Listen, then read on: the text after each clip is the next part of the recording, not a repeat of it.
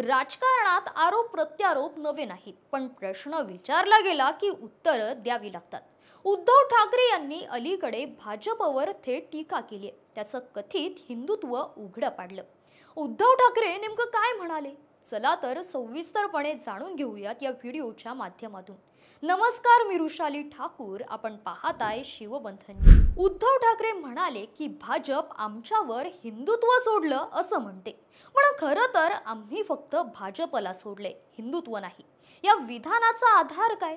उद्धव ठाकरे म्हणतात, जे लोक संघमुक्त भारतची भाषा करत होते, जे नरेंद्र मोदींना अतिरेकी म्हणायचे, आज तेच भाजपासोबत आहे.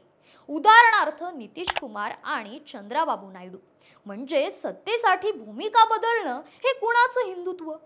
पुढे ते म्हणतात की 32 लाख मुस्लिम कुटुंबांना सौगत वाटली, पण देशप्रेमी मुस्लिम कोण आणि देशद्रोही कोण हे ओळखलं तरी कसं? हा सवाल मोहन भागवत यांना उद्देशून होता.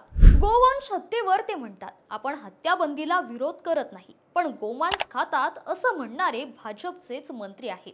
आणि संशयाच्या आधारावर मारहाण होते. ही हिंसा कुठल्या धर्मात बसते?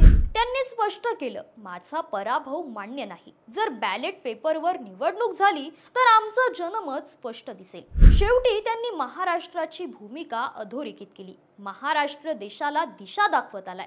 आज देशभरात गोंधळाचं वातावरण आहे आणि महाराष्ट्राला पुन्हा लोकशाही वाचवण्याची जबाबदारी आहे. उद्धव ठाकरेंनी सत्तेच्या आणि हिंदुत्वाच्या मुद्द्यावर भाजपवर गंभीर आरोप केलेत. पण आता प्रश्न आहे की सत्तेसाठी विचार बदलणं किती योग्य आहे? महाराष्ट्राच्या भूमिकेवर तुमचं मत काय हे आम्हाला कमेंट करून नक्की कळवा आणि आपल्या चॅनलला सबस्क्राइब करायला विसरू नका. धन्यवाद.